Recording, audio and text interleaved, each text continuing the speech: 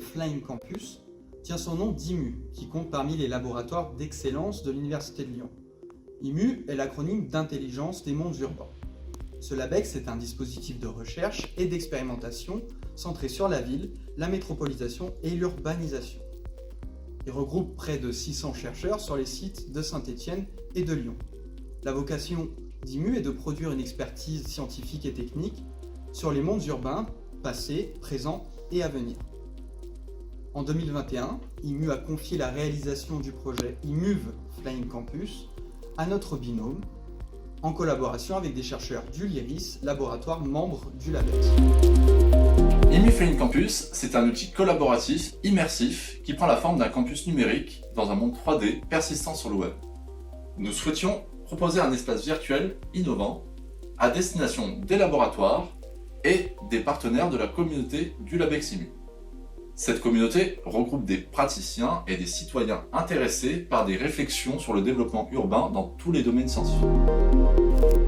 Le site pilote choisi est la métropole de Lyon, territoire sur lequel sont menées un grand nombre des recherches du LabEx.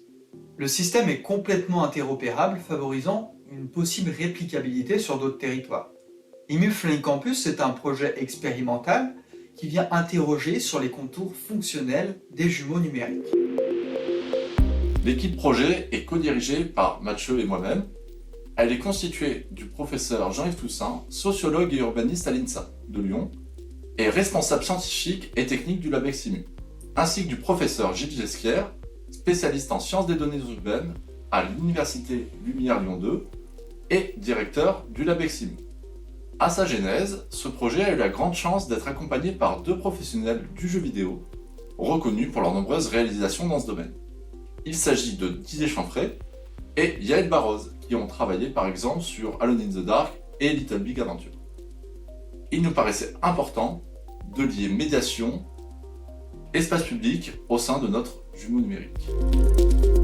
Et enfin, IMU Flying Campus vient se nourrir des besoins que nous font remonter en continu des membres de la communauté IMU. IMU Flying Campus est devenu naturellement un lieu d'échange et de médiation qui s'appuie sur les capacités à interroger, simuler et visualiser des données du territoire. Nous obtenons ainsi une version augmentée d'un jumeau numérique qui se construit au-dessus de briques logicielles, elles aussi interopérables, développées dans nos laboratoires de recherche. Le premier élément important est de pouvoir accéder à de nombreuses données, souvent présentes sous la forme de données ouvertes. Ces données peuvent être issues des open data locaux, comme celui du Grand Lyon, régionaux avec la plateforme Craig et nationaux avec data.gouv. Mais elles sont aussi produites par la recherche, comme par exemple des simulations de transfert de pollution du laboratoire LMFA ou sur la détection des zones végétalisées par les laboratoires EVS et l'ENA. Cet ensemble de données vient nourrir le jumeau numérique. Il est cependant capital de proposer une solution interopérable, en s'appuyant sur des standards en vigueur, afin de pouvoir faciliter l'accès, le traitement et la visualisation des données. Notre proposition s'appuie donc sur des normes et standards de l'ISO, de Building Smart, de l'Open Geospatial Consortium, comme CityGML, WFS-WMS et IFC par exemple. Certaines données sont transformées afin d'atteindre un format pivot qui permet de faire la visualisation multisource, comme c'est par exemple le cas pour les données 3D qui sont transformées en 3D Tiles grâce à notre composant P3D Tiler. Notre jumeau numérique se compose d'un ensemble de modules, eux aussi interopérables. Ce système de systèmes permet d'agglomérer des composants open source dont certains sont développés au sein du laboratoire LIRIS. D'autres sont développés en collaboration avec des entreprises et organismes de l'État. Enfin, certains composants sont réutilisés au sein de notre jumeau numérique, car ils répondent pleinement aux besoins que nous avons identifiés. L'objectif est de s'appuyer au maximum sur les composants développés par une communauté stable d'acteurs. Bien que nous soyons dans une communauté de recherche, la réplicabilité et reproductibilité de nos travaux est capitale. Il est ainsi possible de mobiliser des composants au sein de différents projets que nous aurions à développer. Apporter à notre jumeau numérique des outils de collaboration nous a semblé capital. Comment aller au-delà d'un simple jeu vidéo, d'une simple représentation 3D du territoire ? Comment garder une connexion forte entre le territoire, la ludification et le collaboratif pour ne pas retomber dans les mondes à la Second Life ? Ce projet n'aurait pas de sens si les utilisateurs n'étaient pas impliqués dans toutes les phases de création de notre jumeau numérique. Les espaces ont été co-conçus avec les utilisateurs. Ceux-ci ont aussi demandé à pouvoir accéder à certains modes de représentation ou traitement, comme l'intervisibilité et les zones portées ou l'ensoleillement. Et collaborer peut se faire à l'aide d'outils comme la visioconférence, le partage de contenu, le partage de tableaux blancs ou de post-it. Le contexte depuis 2020 nous a amené à proposer une solution sous la forme d'une application web. Nous levons ainsi toutes les problématiques d'installation et d'accès collaboratif. Nous prenons le parti que l'application peut être utilisée en mode distanciel, mais aussi en mode hybride, comme cela a été le cas lors de la semaine de l'Anthropocène à Villeurbanne. Bon, après la partie présentation, on part sur la partie démonstration. Et on va pouvoir commencer. Donc je vais essayer de passer sur toutes les fonctionnalités du jumeau numérique. On va y aller petit à petit. Alors pour commencer, on va parler de la vue aérienne, la vue du jumeau numérique, parce qu'on verra qu'il y a plusieurs façons de se balader dans ce jumeau numérique. Déjà la première, la plus classique, on peut dire, c'est cette vue de haut, on voit nos bâtiments en 3D. Et donc c'est pas par là qu'on commence quand on se connecte au jeu la première fois.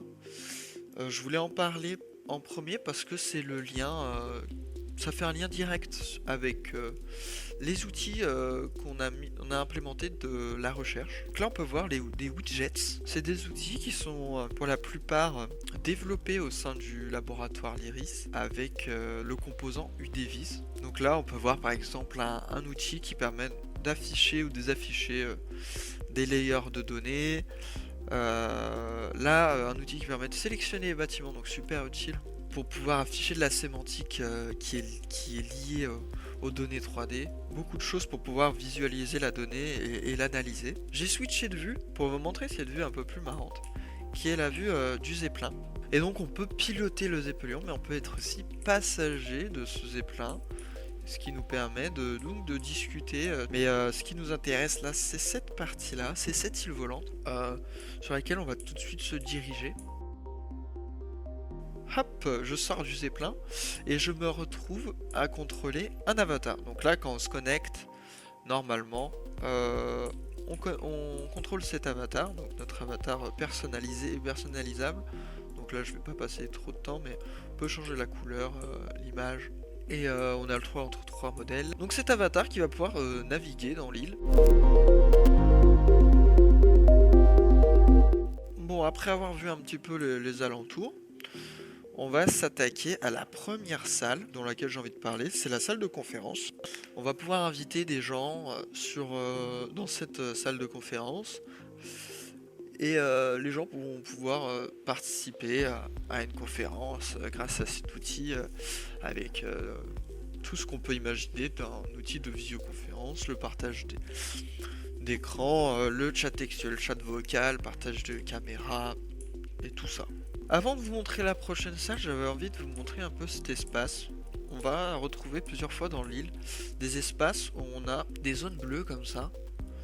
Et ces zones bleues, en fait, c'est tout simplement également des endroits où on peut communiquer. Donc là, c'est rejoindre des chats vocaux, des chats de visio en relation avec l'endroit où on est. Et voilà, et tous ceux qui seront autour de ce parasol au violet pourront communiquer à travers cette salle de discussion. On va passer à la suite. La prochaine salle qu'on va visiter, c'est la salle des studios. Enfin, c'est une salle avec un studio. Ce sont des salles dans lesquelles on va bosser en fait, on va travailler. C'est là où on retrouve des outils collaboratifs. C'est là où on retrouve notamment les tableaux blancs. On retrouve un outil de post-it qui nous permet de marquer des trucs. Et on peut les placer dans l'environnement 3D. Et ensuite, on peut interagir avec. On a ces fameuses zones bleues. Donc encore les zones de communication avec Jitsi, tout ça. Et ce qu'il faut noter surtout, c'est que tout cet environnement est customisable et personnalisable. On peut placer les éléments là où on veut. Les éléments vidéo, les éléments images, les éléments avec les tableaux blancs collaboratifs. On peut même mettre des petits liens vers d'autres sites, vers des ressources externes. Donc là par exemple c'est le site du Labex. Et je vais vous laisser avec un petit timelapse de création du studio de quelques secondes.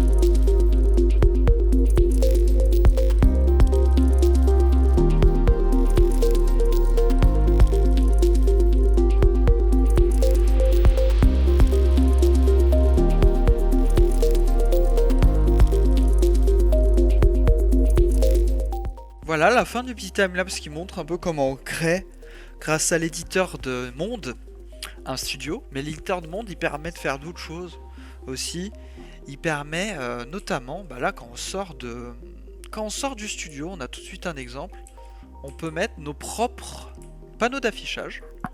On peut même ici assigner des liens, donc là des PDF qu'on peut aller télécharger. La démonstration va bientôt toucher à sa fin. Avant de la finir, je voudrais faire un petit tour en vrac de ce qui, des autres fonctionnalités qu'on n'a pas vues encore.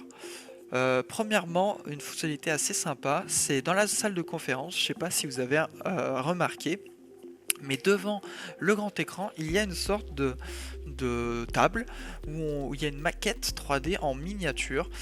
En gros, c'est un des utilisateurs qui peut sélectionner une zone sur laquelle il veut focaliser l'attention des autres personnes pour pouvoir discuter autour d'une zone réduite de la maquette qui est en dessous de lui.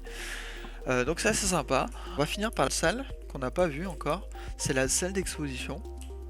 La salle d'exposition, donc une salle où on a exposé donc ici des photos.